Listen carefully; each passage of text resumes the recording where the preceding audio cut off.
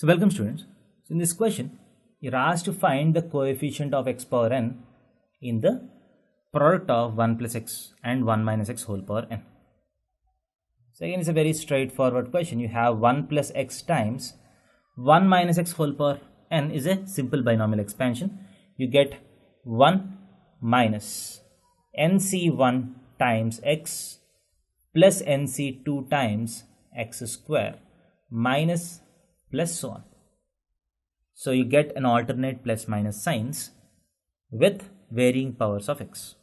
Now if I want the coefficient of x power n in the product of these two, so I need to multiply this 1 with the coefficient of x power n here, and I need to multiply the x here with coefficient of x power n minus 1 there.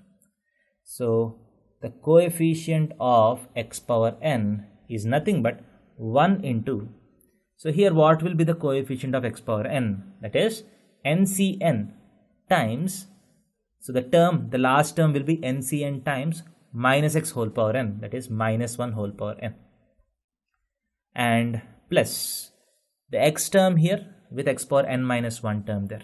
So what is the n minus 1th power there?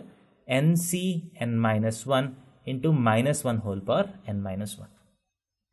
So this will be the effective x power n coefficient, that is equal to ncn is 1. So minus 1 whole power n plus ncn minus 1 is nothing but n times minus 1 whole power n minus 1. So if you check the options, so what are the options that are valid here? So if you take minus 1 whole power n as common, minus 1 whole power n as common, you get 1. So you have minus 1 whole power n minus 1 here. So you get an extra minus 1 minus n. So minus 1 whole power n times 1 minus n will be the answer to this question. Thank you.